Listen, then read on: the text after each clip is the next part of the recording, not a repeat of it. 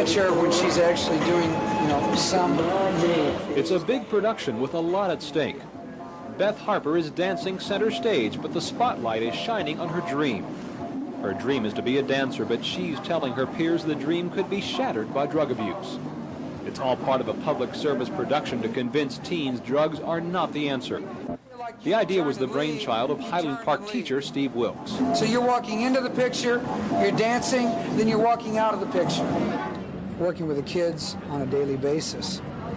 It's, to me, a terrible loss of potential when a kid gets involved and has a relationship with alcohol or drugs.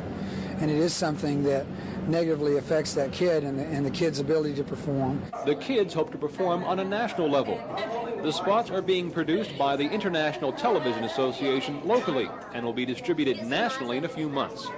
The students, members of the group Right Turns, are working for free, but say it's valuable free work. If what we're doing might save one person from going out and drinking and driving, I think it's pretty much all worth it. These students say they've enlisted in the war on drugs because theirs is a future worth fighting for. And they're sharing their dreams with other teens to help them realize the unlimited potential they all have. But we know that there's one thing that can mess it all up: drugs and alcohol. So we all wanted to get together and share a few dreams. Say no to drugs. Tim Herrera, Channel 5 News, Dallas.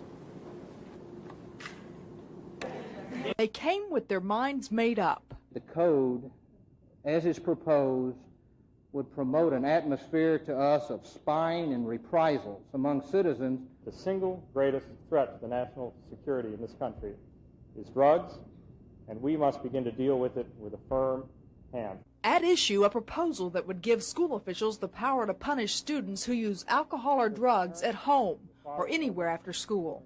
The policy as it has been proposed would now eliminate such things as me taking a glass of champagne at my brother's wedding. The school committee that drafted the policy defends it with results of a recent survey that polled Highland Park students about their drug and alcohol use. Among the study's major findings, 3/4 of the Highland Park seniors questioned said they've used alcohol in the past year.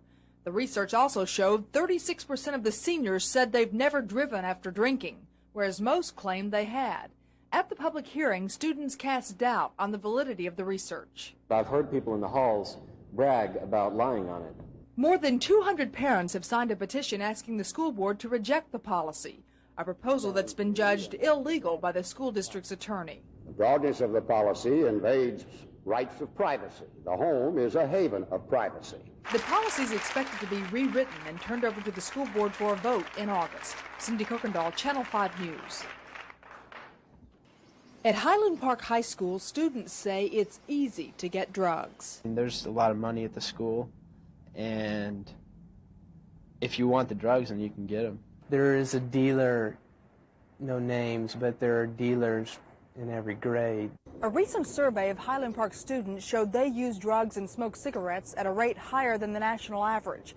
The school district has now responded to that finding with a new drug and alcohol code. The policy requires students involved in extracurricular activities to sign an agreement saying they won't use or possess alcohol or drugs at school or at school-sponsored events. Parents must also sign the agreement. I'm putting myself on the line, not just my child. So it will be up to me to make even more sure that my child is not doing what he shouldn't be doing. Penalties under the policy bar first-time offenders from extracurricular activities for 1 week. Second time, 3 weeks.